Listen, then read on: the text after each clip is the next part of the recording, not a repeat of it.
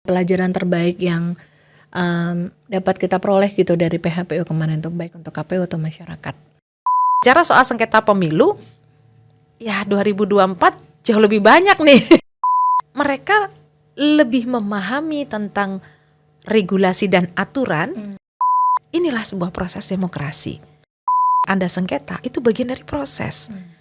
Untuk mencari keadilan, kita harus lihat dulu data, fakta, sehingga kita tidak salah dalam beropini. Yang penting lagi rahasiakan dong siapa yang dipilih, ini penting.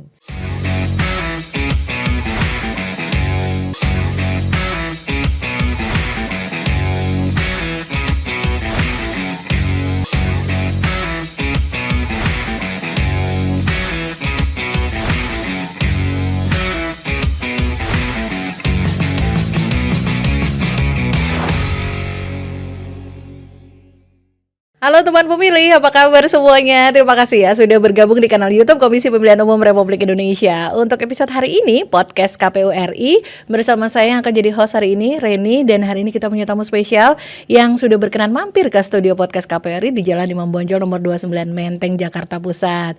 Hari yang cerah banget, mudah-mudahan teman pemilih dimanapun berada juga semuanya merasa happy karena obrolan hari ini bakal seru banget dan juga bakal berguna banget untuk nambah knowledge kita tentang pemilu, khususnya buat menyambut Pilkada serentak tahun 2024 yang nanti akan digelar pada hari Rabu tanggal 27 November 2024 nanti. Siapa sih tamu spesial kita yang sudah nyempetin untuk mampir di studio podcast hari ini? Yuk kita sambut yuk, beliau sudah ada di sini bersama kita. Beliau adalah Profesor Dr. Suni Umul Firdaus SHMH. Ibu apa kabar? Alhamdulillah baik. Alhamdulillah, senang sekali Prof sudah berkenan mampir ke studio KPU RI. Teman pemilih, Prof Suni ya, kita biasa panggil Prof Suni ya. Boleh. Prof Suni adalah Guru Besar Ilmu Hukum Tata Negara di Universitas Negeri 11 Maret dan beliau juga Kepala Pusat Studi Demokrasi dan Ketahanan Nasional LPPPM UNS. Betul sekali. Aduh, seneng banget Prof sudah mau meluangkan waktu untuk datang ke sini. Oke, saya juga seneng banget nih seneng banget. KPU RI. Iya. Bertemu dengan teman pemilih. Iya, teman pemilih semua pasti juga seneng siapa yang sudah pernah ketemu dengan Prof Suni sebelumnya di tayangan-tayangan podcast manapun atau di kanal apapun. Nah, kali ini beliau hadir di studio podcast KPU RI untuk kita ngobrol bareng tentang pemilu yang kemarin sudah kita laksanakan ya Prof. Iya. Di tahun 2024 ini juga. Prof, sebelum kita ngobrolin tentang pemilu, dibagi dong Prof aktivitasnya akhir-akhir ini di kampus, apa aja nih yang seru Prof? Kalau cerita yang seru banyak ya. Kalau bicara dengan para mahasiswa, mereka para kaum muda ya, ini aktivitas yang saat ini dijalankan di kampus. Ini di masa-masa menunggu yudisium. Oh, ya, baik. Kita dalam proses mengevaluasi hasil UAS. Nah, ini mereka pada sebenarnya ya bisa dikatakan libur sih sambil menunggu yudisium. Kemudian aktivitasnya kemarin di pemberangkatan KKN di seluruh wilayah. Kemudian ada beberapa mahasiswa yang menyempatkan diri untuk menjalankan hobinya. Ada satu mahasiswa kita yang sedang melakukan ekspedisi atap langit di Maluku. Apa itu Prof? Mereka naik gunung, kemudian melakukan penelitian di masyarakat adat dan nanti mereka akan membawa hasil penelitian itu diharapkan nanti bisa memberikan kontribusi pada masyarakat adat bagaimana supaya mereka bisa menjalankan eksistensinya sebagai masyarakat adat dalam satu kesatuan negara Republik Indonesia. Wow, itu luar biasa sekali ya. Progresif sekali ya pemikiran mahasiswa-mahasiswa sekarang ya Prof ya. Luar biasa, mereka sangat kreatif, inovatif dan kadang-kadang di luar ekspektasi kita. Masa sih? Kadang-kadang suka dibikin kaget atau surprise gitu ya Prof? Iya, wah.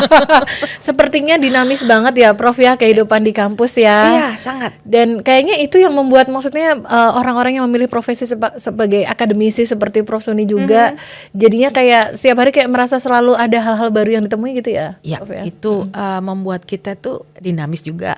Kemudian ya kadang-kadang kalau ada sedikit tantangan atau apa membuat adrenalin kita jadi Masa sih? Masa sih tertantang gitu. bisa gitu juga Iya, ya? karena kalau kita bicara ekspedisi itu kan antara tantangan, harapan, menyalurkan keinginan, tapi juga penuh risiko kan. Pasti, Ya. iya. Nah, risiko itu yang membuat kita selalu berpikir bagaimana supaya risiko itu dilimitasi, supaya tidak terjadi risiko-risiko yang mungkin bisa mengenai kita semuanya. Ya pasti ya, pasti pihak kampus atau para dosen, pendamping, pembimbing juga pasti juga memikirkan segenap antisipasinya ya Prof ya. Iya betul. Dan yang menarik ya Prof, tadi sekilas ada kalimat Prof yang ngomong melepas mahasiswa KKN. Iya. Dan Prof ini untuk kita ingat bareng, saya sebagai generasi 90-an juga itu bahkan jauh sebelum saya itu kayak orang tua saya itu generasi berapa ya sebelum baby boomers itu apa Prof itu mereka pun sudah KKN.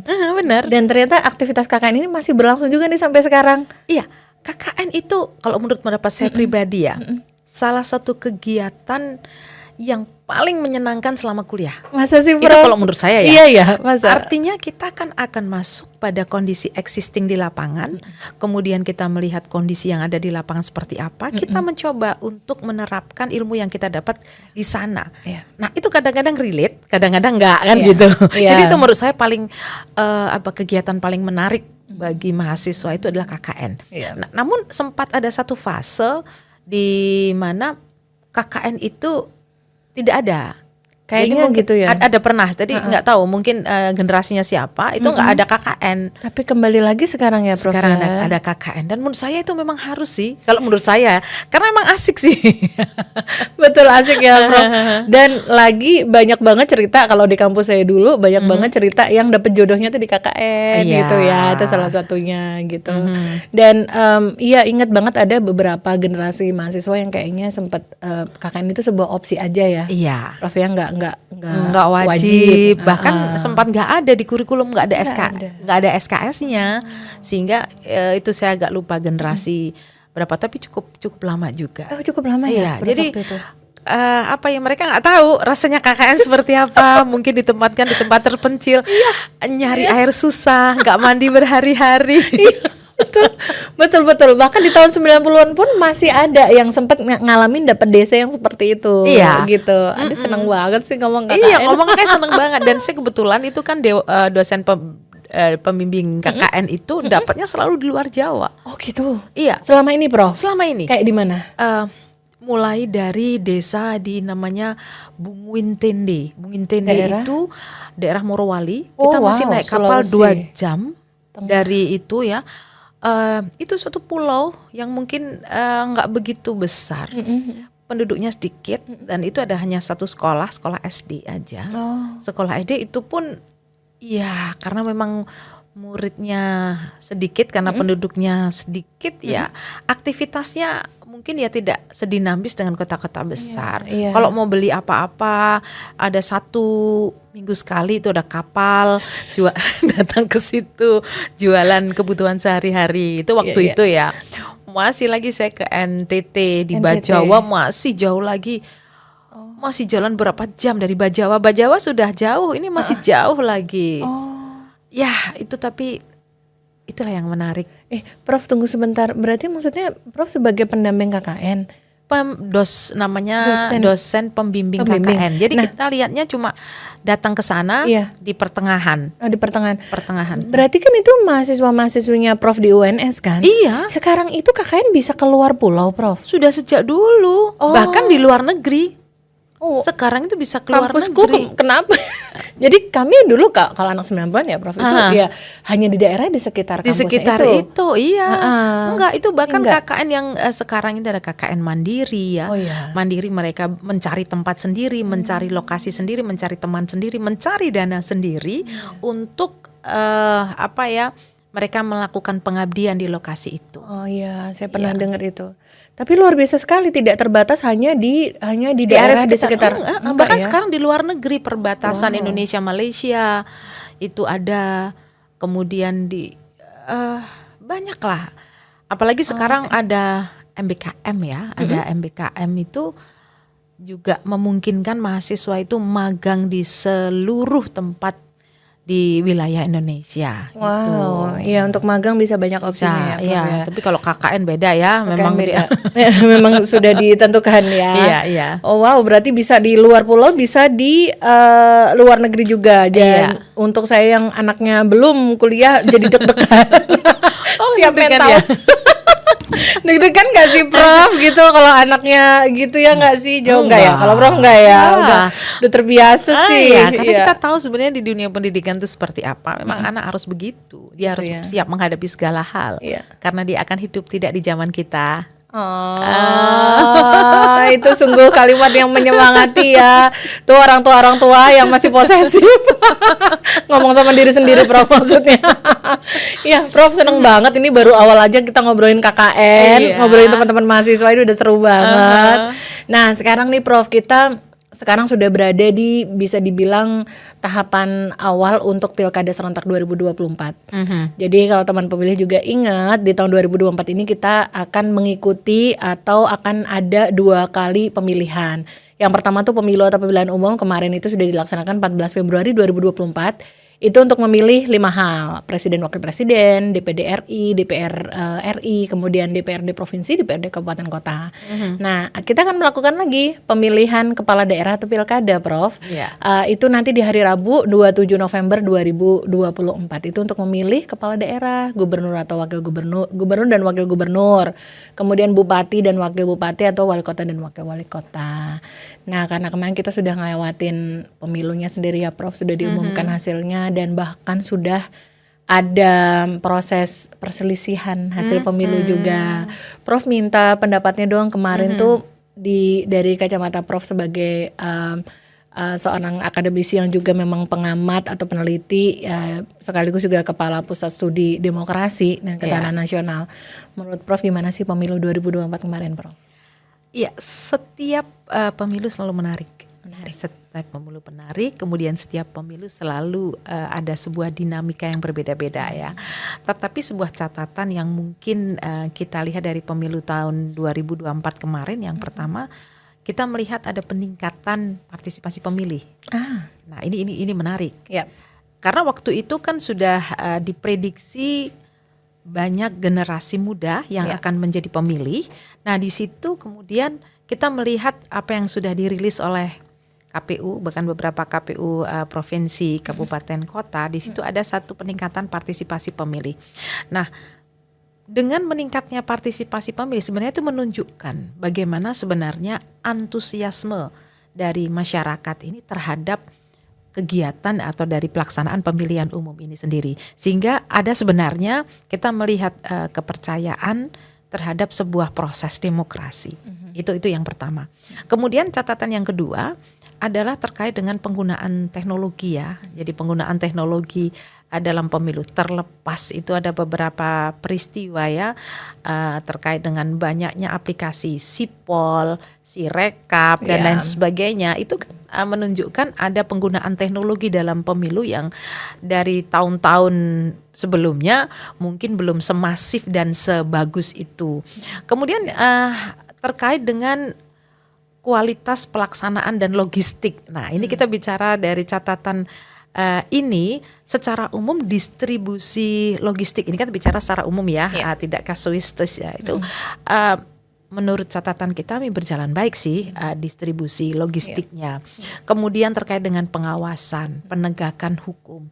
Bawaslu juga memiliki SDM yang menurut catatan kita agak berbeda dari tahun-tahun sebelumnya atau pemilu sebelumnya, atau mungkin karena kelembaganya sudah siap, kemudian SDM-nya juga sudah mulai berkompeten, sehingga terkait dengan pelaksanaan penegakan dan pengawasan sudah mulai berbeda. Dulu tidak ada pengawas di masing-masing TPS. Sekarang sudah ada pengawas di masing-masing TPS. Dulu saya membayangkan bagaimana pengawasan itu dilakukan oleh pengawas di tingkat kelurahan. Mereka harus berjalan di seluruh TPS yang ada di kelurahan yang bersangkutan. Sekarang kan enggak. Artinya sebenarnya itu menunjukkan bahwa pengawasan itu sudah dilaksanakan secara komprehensif. Dan tentu saja catatan di sana sini kalau kemudian ada peristiwa dan lain sebagainya itu sisi lain ya. Tetapi secara kelembagaan, secara pengawasan dan penegakan hukumnya menurut saya catatannya jauh lebih baik. Nah, kemudian yang selanjutnya, catatan selanjutnya terkait dengan sengketa nih. Nah, bicara soal sengketa pemilu, ya 2024 jauh lebih banyak nih. Iya nih, Prof. Ternyata yang terregister dan disidangkan itu meningkat jumlahnya dibanding pemilu sebelumnya, Prof. Nah, kita harus lakukan sebuah research nih. Kenapa meningkat?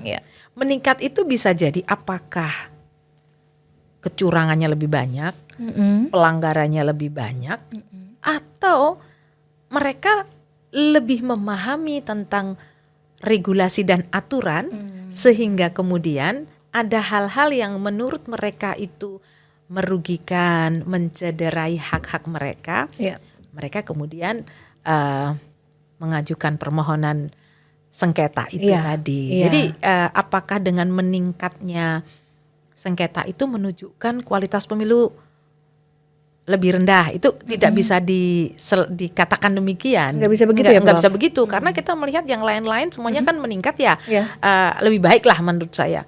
Mulai tadi dari partisipasi, penggunaan teknologi, kemudian yang satu lagi tadi bicara soal pengawasan, penegakan, yaitu menurut kita kelembaganya sudah ditata sedemikian rupa dengan SDM yang cukup banyak, berbagai macam kegiatan dilakukan masing-masing tahapan ya, mulai sosialisasi, antisipasi, itu sudah di-create sedemikian rupa. Kenapa sengketanya meningkat? Kita juga harus lihat juga sengketa meningkat berapa tadi 200? Kalau secara angka itu kalau tahun ini 2024 itu 299. Pemilu sebelumnya itu 262. Iya, 262. Tapi kita juga harus lihat juga berapa ya dismissal. Ya kan? Nah, ini kan dismissal itu adalah, ini kita bicara PHPU itu kan perselesaian hasil pemilu di MK ya. Kita bicaranya kan di MK. Tidak yang ada di sengketa proses yang ada di Bawaslu ya. Sementara ini kita bicara itu kita juga lihat yang dismissal berapa. Dismissal itu artinya kan sebuah perkara yang dinyatakan tidak layak untuk disidangkan. Itu angkanya juga cukup tinggi yang dismissal. Gitu.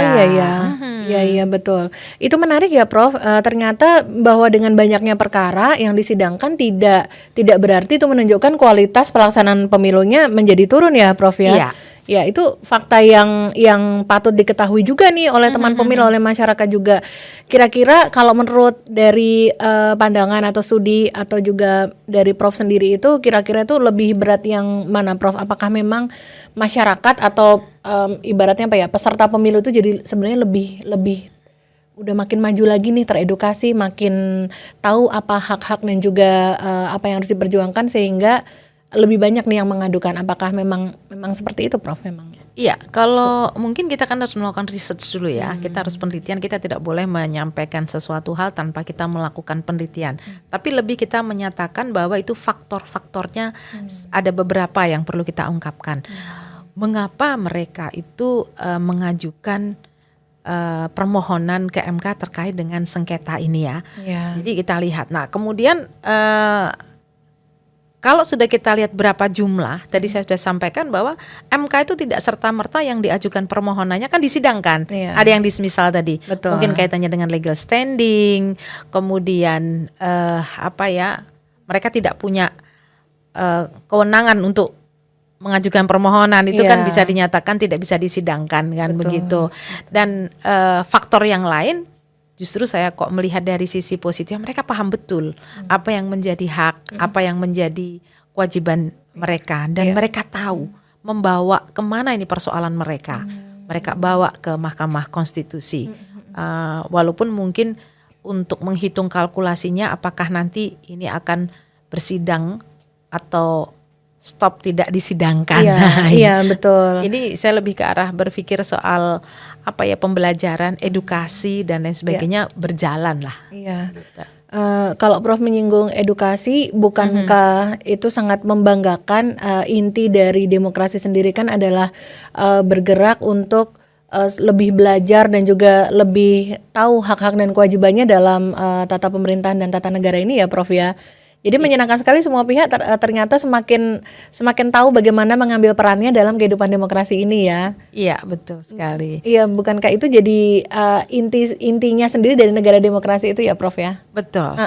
Dan sekarang kan kalau kita ngelihat apa ya, orang mau belajar kan mudah banget ya. Apa yang akan kita pelajari, apa yang akan kita ketahui itu ada di genggaman melalui handphone, melalui banyak hal lah. Nggak seperti dulu sebelum zaman ada internet itu kita kan akan mengandalkan pada buku, textbook, dan itu pun nyarinya belum tentu mudah. Nah sekarang kita mau lihat e-book bertebaran di mana-mana. Betul.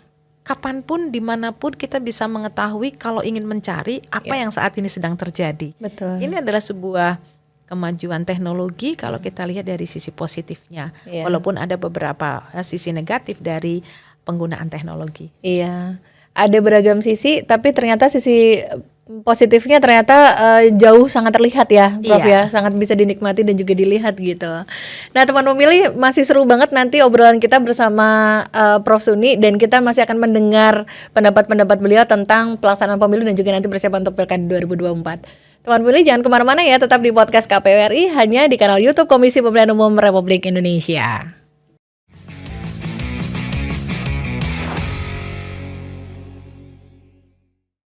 Teman pemilih, terima kasih banyak ya masih selalu setia di kanal YouTube Komisi Pemilihan Umum Republik Indonesia. Masih di podcast KPU RI bersama saya Reni dan juga bersama tamu spesial kita, Prof Suni. Dan kembali lagi saya ingin perkenalkan kepada teman pemilih, Profesor Dr. Suni Umul Firdaus, SHMH. Beliau adalah Guru Besar Ilmu Hukum Tata Negara di Universitas Negeri 11 Maret di Surakarta. Dan juga beliau kebetulan juga Kepala Pusat Studi Demokrasi dan Ketahanan Nasional LPPM UNS. Prof, terima kasih loh masih bersama kami ya. Sama-sama, senang bertemu dengan teman pemilih. Senang banget loh, Prof. Vibe-nya itu happy gitu. Ini mahasiswanya Prof ini pasti semuanya nih pada happy ya tiap jamnya Prof ngajar ya. Iya, bisa happy, bisa deg-degan. Nanti lulus enggak? Insya Allah semua lulus ya Prof. Iya, generasi sekarang cerdas-cerdas. Cerdas. Iya. Senang banget kayaknya. Ya karena ada ini banyak artificial intelligence ya yang dia pakai. Thank God to the technology ya Prof. Ya, teman pemilih, tadi kita sudah satu segmen tuh bersama Prof Suni. Kita ngobrolin tentang bagaimana kita melewati atau menjalani pemilu serentak 2024 kemarin, 14 Februari 2024 sampai ke tahapan di perselisihan hasil pemilu. Kita biasa orang-orang penyelenggara pemilu itu nyebutnya PHPU gitu. Kalau teman pemilih kan familiarnya sama PHP ya kan. Itu Prof katanya pemberi harapan palsu Prof katanya. Iya, suka di ghosting ya. Tahu aja Prof. Parah ini, ayo siapa yang tukang ghosting?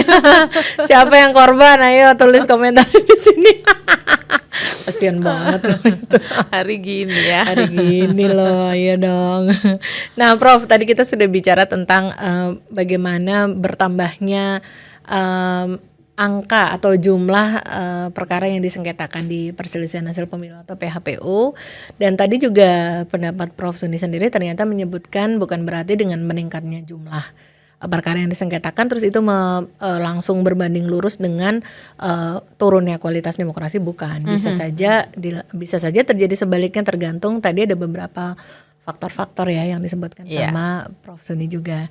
Nah Prof, kalau melihat dari PHP yang sudah berjalan dan sekarang sudah ada putusannya, ada beberapa titik yang harus pemungutan suara ulang, ada yang harus penghitungan ulang suara-suara sesuai jadwal yang sudah diumumkan oleh Mahkamah Konstitusi dan juga sudah diumumkan oleh KPU juga.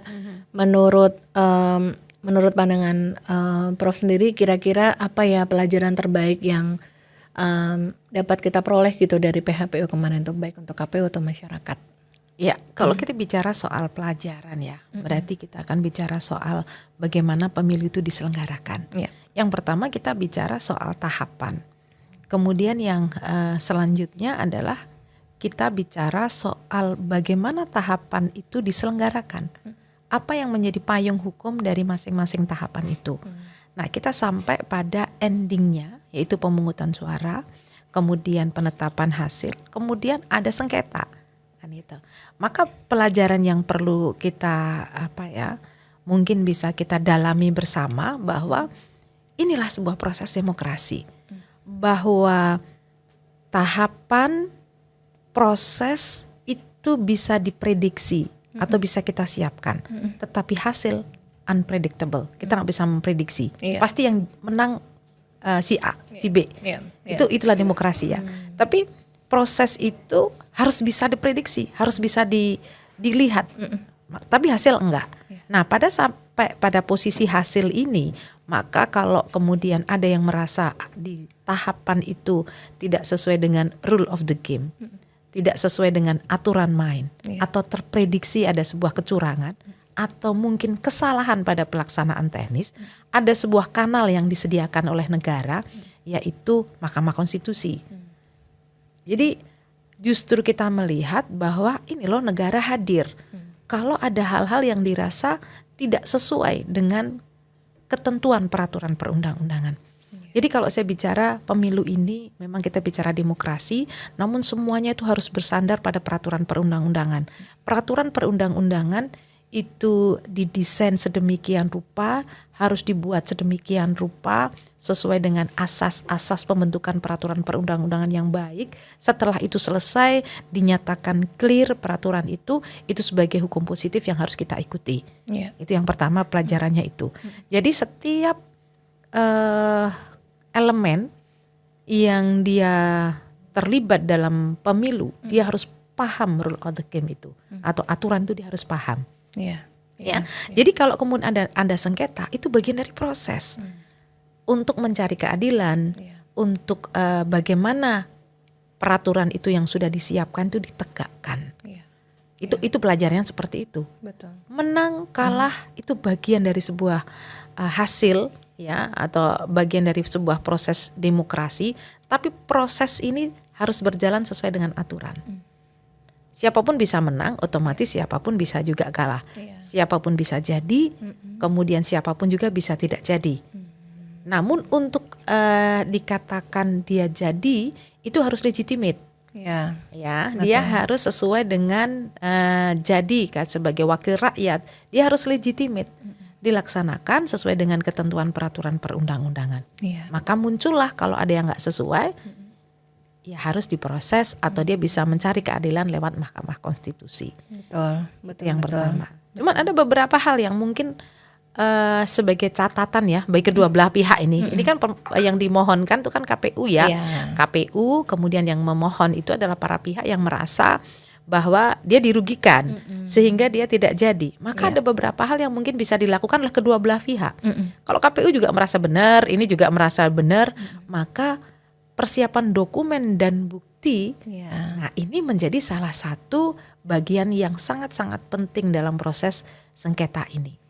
Dokumen, bukti, kemudian kalau semuanya sudah disiapkan, lengkap seluruh data, seluruh dokumen ini, kalau kita bicara di KPU itu ya formulir C1 atau rekapitulasi suara, atau apa itu kan banyak ya, kemudian juga daftar pemilih tetap, atau DPS, DPT-nya itu harus disiapkan kalau nanti kita bersidang, dan itu sudah kejadian kemarin ya. Kemudian mungkin lebih ke depannya lagi ini KPU dan juga segenap jajarannya itu pelatihan, pembekalan. Sudah sering sih ya dilakukan sebenarnya, terus menerus tanpa henti, bahkan harinya habis ya untuk pelatihan sama pembekalan. Nggak ada hari lagi ya. Tetapi sekali lagi tidak ada yang perfect ya, tidak ada yang sempurna. Tapi itu upaya itu terus menerus dilakukan. Karena kalau kita bicara soal undang-undang, bicara peraturan, kadang-kadang satu orang saja menafsirkan sebuah peraturan perundang-undangan bisa berbeda. Sama-sama penyelenggara bisa berbeda, apalagi sama pengawas. Apalagi sama peserta pemilu kan, ini bisa satu norma saja bisa diartikan macam-macam. Maka diperlukan koordinasi dengan para pihak terkait di masing-masing tahapan itu, bagaimana supaya mereka mempunyai satu persamaan persepsi untuk menafsirkan sebuah regulasi ini. ini tafsirannya begini nih. Iya. Nah, itu harus ada koordinasi. Ini sebuah catatan aja ya, untuk memahamkan atau untuk memahami dari sebuah proses pemilu itu sendiri. Kemudian kalau kita sudah masuk ke sengketa ya, sengketa di Mahkamah Konstitusi ini, Iya. tentu saja persiapan saksi, Iya. persiapan ahli, ini juga menjadi barang yang penting selain dokumen tadi. Dokumen clear, tetapi kan kita juga harus punya saksi karena terkait dengan mungkin perbedaan penafsiran, Iya. perbedaan penghitungan, Iya. ada ahli yang dihadirkan. Kemudian ya tentu saja semua sudah selesai, berarti kita tinggal bicara evaluasinya seperti apa. Dan itu akan membuat nanti di pemilu ke depan, mungkin juga persiapan pilkada dengan melihat pemilu kemarin, kita evaluasi mana yang mestinya lebih ditingkatkan, itu akan sedikit banyak kita persiapkan pilkada itu dengan matang, lebih matang lagi. Iya. Setiap tahapannya juga jadi disiapkan lebih matang dan lebih siap lagi ya, Iya. Prof ya. Dari progresnya, kemudian dari keadministrasiannya juga ya, Prof ya. Iya. Semua hal bisa menjadi alat bukti ketika kita bicara tentang tahapan penyelenggaraan pemilu ya. Betul. Baik. Teman pemilih, berarti kalau dari pendapat yang disampaikan sama Prof Suni, lesson learn yang paling tepat bisa disampaikan untuk kita semua, tidak hanya penyelenggara tapi juga masyarakat Indonesia, ya belajar bersama dari proses tahapan yang berlangsung ya, Betul sekali. Prof ya. Dan kembali terima kasih kepada teknologi, banyak hal yang sekarang sudah digunakan menggunakan kemajuan teknologi, seperti misalnya dalam sidang PHPU di Mahkamah Konstitusi pun semua disiarkan secara langsung, masyarakat bisa ikut mengikuti Betul. minute by minute persidangan, tahapan demi tahapan progresnya gimana, kita bisa itu tadi Prof sama-sama belajar ya Prof ya. Betul. Gitu. Di Fakultas Hukum UNS itu kan ada video conference yang kerjasama dengan Mahkamah Konstitusi. Oh ya? Jadi sidang itu dibuka terus. Oh gitu. Iya, jadi para mahasiswa, saya kebetulan mengajar peradilan konstitusi, itu ya mereka saya minta selama Proses PHPU persidangan kemarin mereka ikut terus. Iya, ada di ruang sidang itu, Oh, di video gitu. conference. Mengikuti terus. Iya, saya cuma saya minta mereka untuk menganalisis. Ini gimana nih argumentasi pemohon? Bagaimana KPU-nya menjawab? iya. Kemudian telah ada putusan, Iya. putusannya kan bisa langsung di-download saat itu juga. Betul. Jadi kan Mahkamah Konstitusi mempunyai suatu teknologi terhadap putusan itu, sehingga kalaupun toh salah pasti akan segera kelihatan kan ya, karena langsung terbaca dan bisa di-download, kita bisa menganalisis apa yang menjadi argumentasi hakim, apa yang menjadi argumentasi pemohon dan termohon. Iya. Itu sebenarnya buat sebagai mantan mahasiswa hukum, sebenarnya proses persidangan itu adalah ilmu luar biasa yang bisa diperoleh hanya ketika pada masa penyelenggaraan pemilu ya Prof ya. Betul. Mahasiswa hukum yang terutama nanti kelak di masa depan itu mau berprofesi hukum juga, ini kayak pelajaran mahal tapi gratis gitu ya Prof ya. Bisa melihat gitu terus. Betul. Seperti pelaku-pelakunya sendiri, baik itu hakim di MK, kemudian juga para kuasa hukum, semuanya juga orang-orang di kaliber atas juga. Jadi kita kayak dapat pelajaran gratis gitu. Oh gitu caranya beracara. Iya, gitu. kalau kita menyebutkan itulah laboratorium hukum. Sesungguhnya itu seperti itu. Kalau kita said, mungkin di Prof. bidang eksakta ya kita ke lab, kemudian kita pakai mikroskop atau mungkin ya menguji klinis apa. Ya kalau fakultas hukum ya itu labnya di video conference, khusus yang ngambil HTN, peradilan konstitusi, perundang-undangan dan lain sebagainya. Betul. Dia harus masuk di ruang video conference itu untuk menyaksikan. 5 tahun sekali loh ini. Iya. nggak ada lagi nih, kecuali nanti pilkada ya. Betul. Nanti baru dapat lagi mungkin kalau nggak pilkada ya nanti pemilu berikutnya lagi kalau kalau pilpres misalkan ya Prof ya. Iya, Gitu. udah lulus. Udah lulus. Udah memikirkan mencari nafkah gitu. Jadi udah mungkin gak sempet lihat lagi ya. Kan kuliah 4 tahun Beruntung. ya. Betul, yang 4 tahun. Ini kan pemilunya 5 tahun sekali. Ini berarti keberuntungan bagi teman-teman mahasiswa yang masih saat ini masih lagi pada kuliah nih gitu. Jadi ini sebuah keberuntungan zaman gitu ya Prof. Betul. Gitu ya. Menarik sekali ya teman pemilih ya mendengarkan bagaimana Prof Suni memberikan pendapat-pendapatnya dan juga pandangannya tentang khususnya PHPU yang kemarin berjalan ya. Prof, kalau kita mau melangkah lagi dari PHPU di tahapan sekarang ini kan bahasanya itu irisan tahapan Prof. Betul. Pemilu 2024-nya itu masih proses penyelesaian, hampir selesai, hampir purna tahapannya. Nah, ini sudah dimulai nih tahapan untuk pilkada 2024. Menurut Prof ada efeknya nggak ya dengan hasil dari pemilu kemarin atau suasana dari PHPU kemarin menuju ke pilkada itu akan mempengaruhi masyarakat nggak sih, Prof? Pastilah, kalau Gitu. menurut pendapat saya pastilah, karena hiruk pikuk pemilu itu kan memiliki dinamika tersendiri. Artinya bahwa semua masyarakat dari semua lapisan masyarakat kan membicarakan pemilu itu.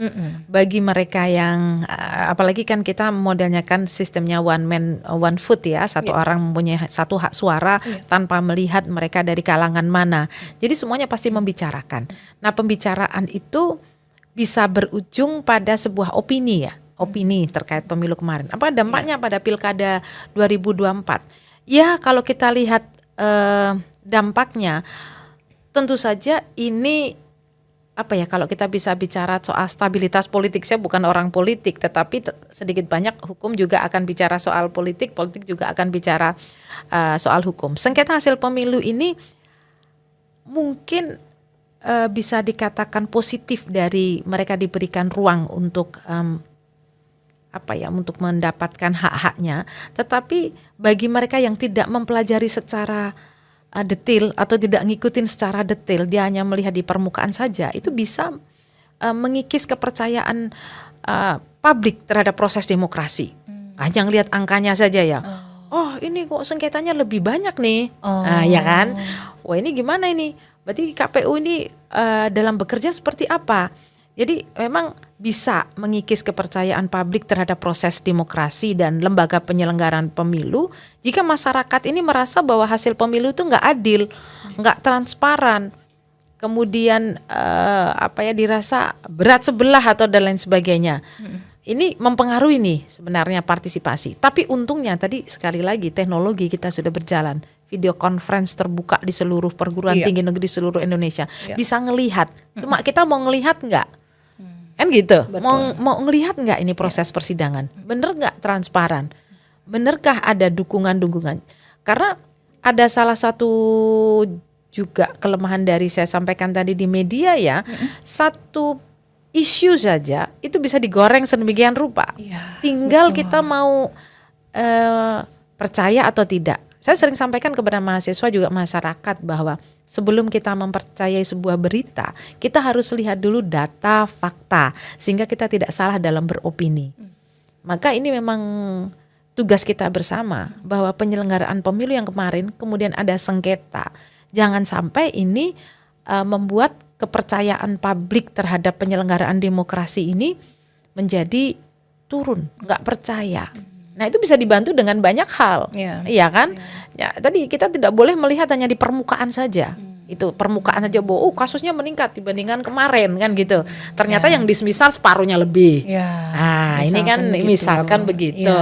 Nah, ini berarti ya fine-fine aja. Tadi cerita soal logistik misalnya. Tapi saya lihat ini kalau menurut pendapat saya bahwa ini pilkada lebih ini nih. Kan sifatnya lokal ya. Saya masih bisa membayangkan bahwa kalau ini bersifat lokal, antisipasinya juga lebih mudah mestinya dibandingkan yang berskala nasional untuk distribusi logistiknya gitu. Kemudian kita juga bicara soal ini kelelahan ya. Oh gitu. kelelahan dari finansial mungkin ya, partai politik kemarin dalam sengketa PHPU tentu saja pasti mengeluarkan finansial yang lebih begitu dibandingkan mereka yang tidak bersengketa, ya kan, yang bersengketa menghasilkan finansial. Padahal nanti pilkada pasti juga dibutuhkan adanya biaya biaya juga. Maka ini juga menjadi satu catatan bahwa jangan sampai sengketa pemilu kemarin ini bisa mengurangi kualitas pilkada hanya persoalan ada biaya tambahan untuk sengketa, ya kan? Ini pasti akan ada biaya karena nggak mungkin bicara soal pemilu kita tidak bicara biaya. Jadi dampaknya itu ya kalau dilihat secara existingnya di persoalan pembiayaan bagi yang bersengketa pasti akan mengeluarkan biaya lebih yang mestinya bisa dipakai untuk kegiatan di pilkada bisa terambil di PHPU. Gitu. Iya ya, implikasinya juga pasti ke situ ya, Prof. Iya, betul-betul. Itu menarik sekali ya teman pemilih ya. Pasti akan ada impactnya terhadap pelaksanaan pilkada. Tapi kalau dari sisi awareness atau kepedulian, ini kan berarti kayak bersambung gitu ya, Prof. Jadi habis kemarin kita mengalami kemeriahan pemilu, terus kita segera akan dihadapkan pada tahapan yang semakin menarik lagi di tingkat daerah masing-masing. Betul. Dan ini percaya nggak percaya, Prof, sebenarnya ini kayak nggak kalah sih, Prof, nanti euforia dan juga kegegap gempitaannya itu, karena masing-masing merayakan di level daerahnya masing-masing. Iya. Masing-masing punya proud, punya kebanggaan masing-masing kan, Prof. Betul. Gitu.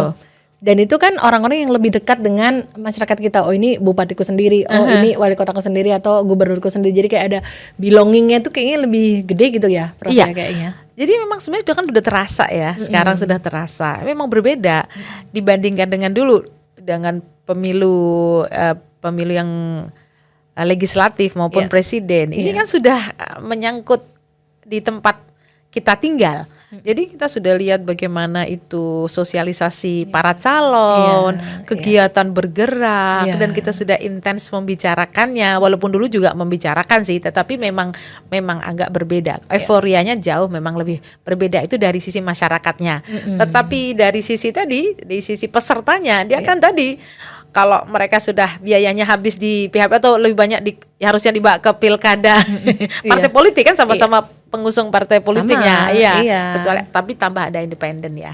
Ada tambahannya. Independen ya. Nah itu tadi teman pemilih menyenangkan sekali untuk mendengar bagaimana nanti pilkada itu digadang-gadang itu juga akan sama serunya atau mungkin jauh lebih seru dan menarik lagi. Iya, karena dilaksanakan di level daerah masing-masing gitu. Nah teman pemilih gimana? Apakah sudah mulai meriah nih di tahapan pilkada yang sudah mulai digelar atau sudah mulai ada acara itu di daerah masing-masing, baik itu di level provinsi ataupun di level kabupaten kota masing-masing? Kalau udah ada cerita ya di kolom komentar ya. Nah teman pemilih, menyenangkan sekali, kita masih akan ngobrol sama Prof Suni lagi, jadi jangan kemana-mana, tetap di kanal YouTube Komisi Pemilihan Umum Republik Indonesia.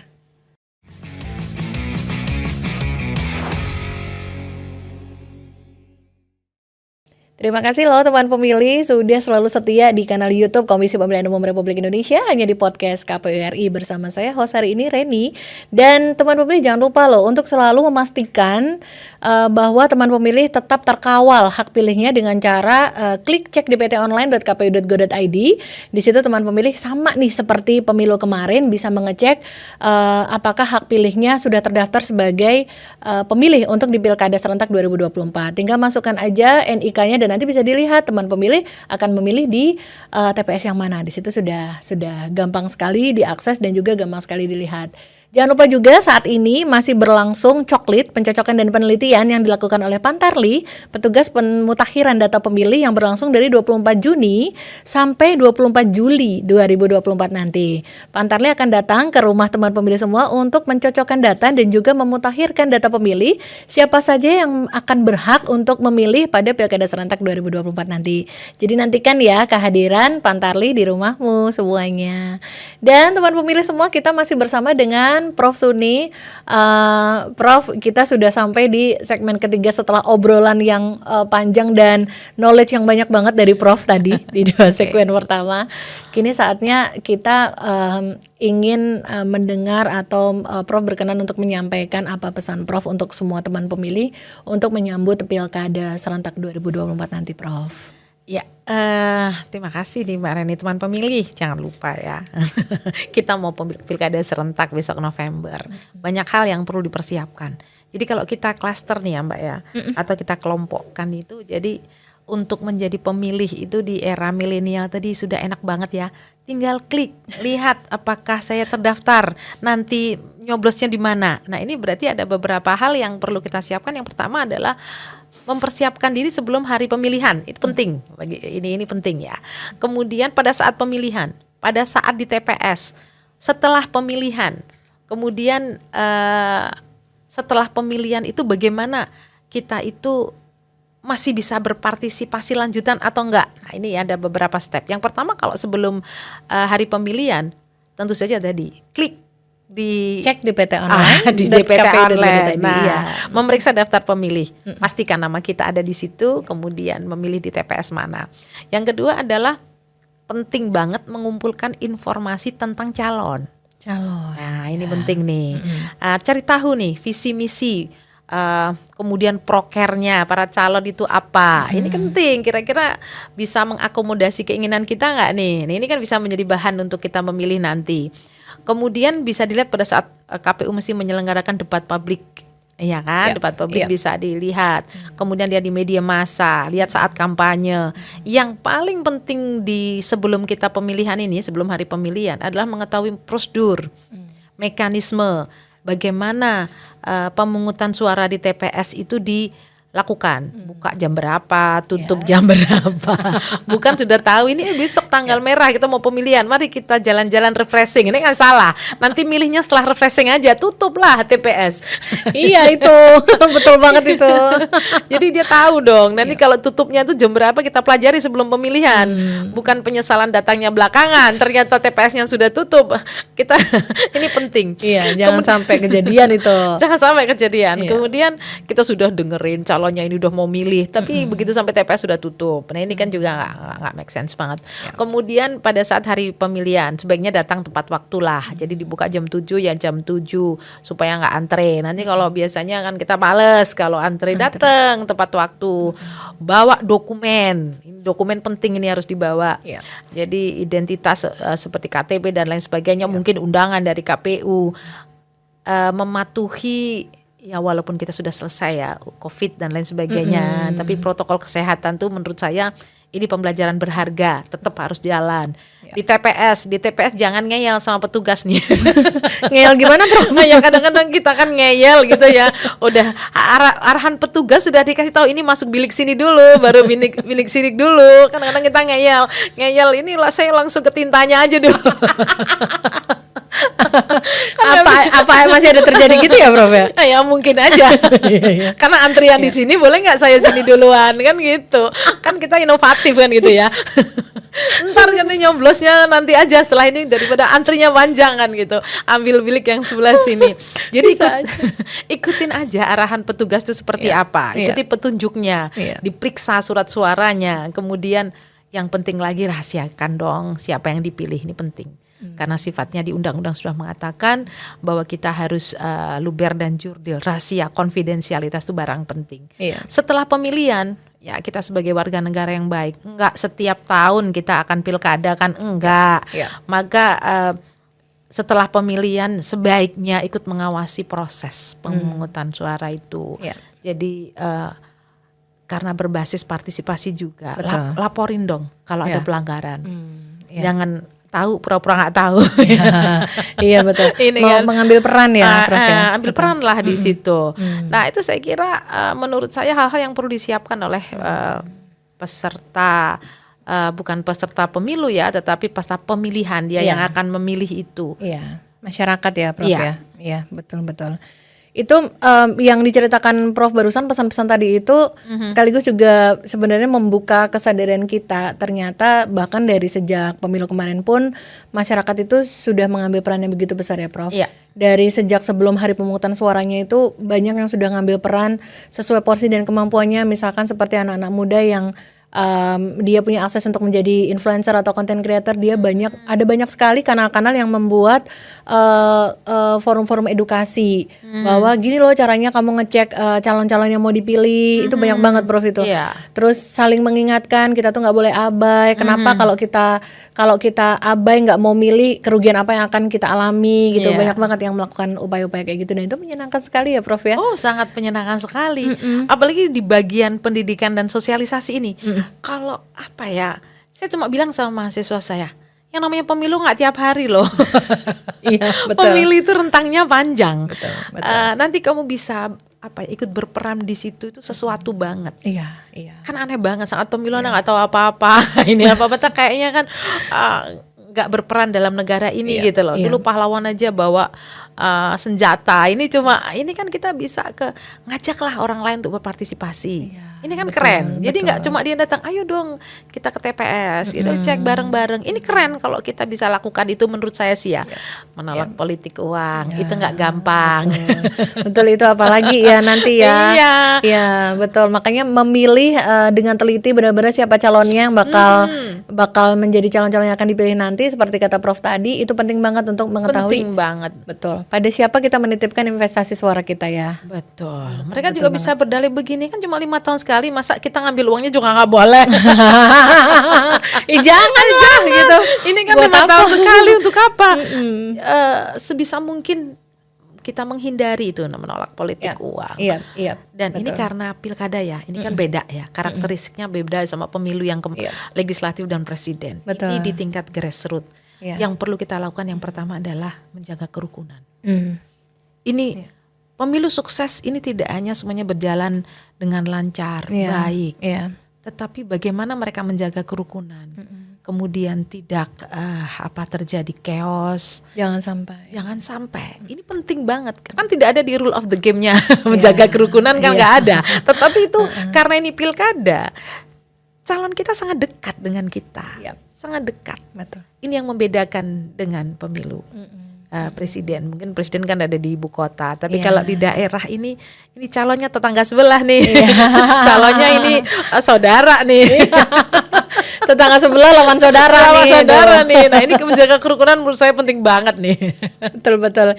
Itu pesan yang penting banget dan rasanya penting sekali kita semua ya teman pemilih perlu untuk mengingat dengan baik hal-hal yang tadi sempat disampaikan sama Prof Suni supaya menjaga kerukunan, menjaga kedamaian tetap menjadi hal yang paling utama, bukan pilihan gitu. Tapi menggunakan hak pilih untuk nanti pilkada di 27 November 2024 itu juga tetap wajib untuk dilakukan. Karena kita sebagai warga negara kan punya hak memang ya dua itu. Kalau nggak dipilih ya memilih gitu. Betul. Jadi mau pilih yang mana nih gitu. Kalau bukan lagi saatnya dipilih ya berarti gunakan hak pilihnya untuk memilih gitu. Prof, senang sekali kita mendapatkan waktu Prof dan juga pemikiran-pemikiran Prof yang luar biasa, sangat memotivasi dan juga sangat mendorong kita jadi lebih banyak tahu lagi tentang pemilu pilkada, Prof. Terima kasih banyak ya sudah berkenan mampir dan bercerita. Terima kasih Mbak Reni dan juga teman pemilih. Terima kasih Prof, sehat selalu, mudah-mudahan nanti mampir lagi ya Prof ke sini. Insyaallah. Insyaallah, amin. Terima kasih ya teman pemilih sudah setia mendengarkan episode podcast hari ini. Tamu spesial kita yang sempat mampir hari ini yaitu Profesor Dr. Suni Umu Firdaus SHMH. Beliau adalah guru besar hukum tata negara dari Universitas Negeri 11 Maret Surakarta dan juga Kepala Pusat Studi Demokrasi dan Ketahanan Nasional LPPM UNS. Teman pemilih jangan lupa untuk ikuti terus episode berikutnya dari podcast KPU RI yang tayang setiap hari Rabu jam 4 sore hanya di kanal YouTube Komisi Pemilihan Umum Republik Indonesia. Podcast KPU RI terdepan bicara kepemiluan. Sampai ketemu lagi.